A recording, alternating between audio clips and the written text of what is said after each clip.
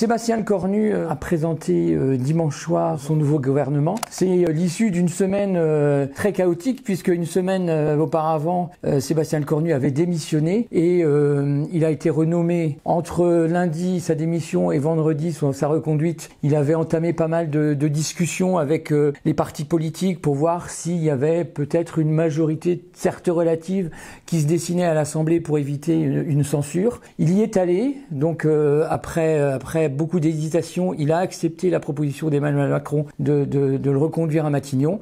Et donc il a formé dimanche un nouveau gouvernement.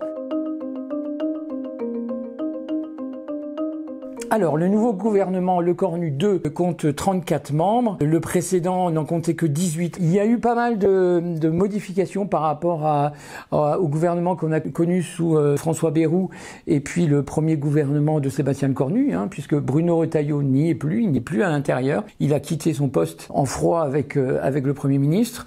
On ne retrouve plus non plus la ministre de l'Éducation, Elisabeth Borne. On ne retrouve plus non plus le ministre des Outre-mer, Manuel Valls.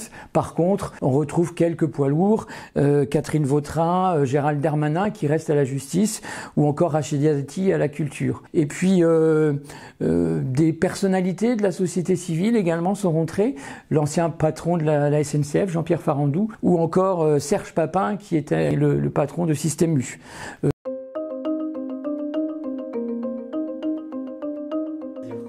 Alors le gouvernement de Sébastien Lecornu se réunit ce mardi en Conseil des ministres et puis après Sébastien Lecornu prononcera sa très attendue déclaration de politique générale.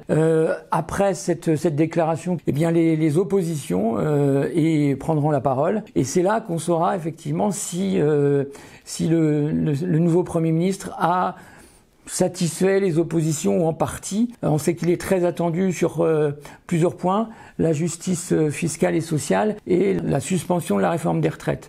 Si effectivement il prononce ce mot de suspension de la réforme des retraites, il est fort probable que les socialistes ne censureront pas et donc a priori la censure déposée par le RN ou les Insoumis ne sera pas votée, sauf que effectivement dans les rangs du camp présidentiel, que ça soit chez Renaissance, chez Horizon ou chez même les Républicains, une suspension de la réforme des retraites passerait très mal. Donc ça va se jouer à très peu de voix. Les premières motions de censure ont été déposées ce lundi par le RN, les Insoumis devront en déposer d'autres. Peut-être que les Verts et les socialistes également.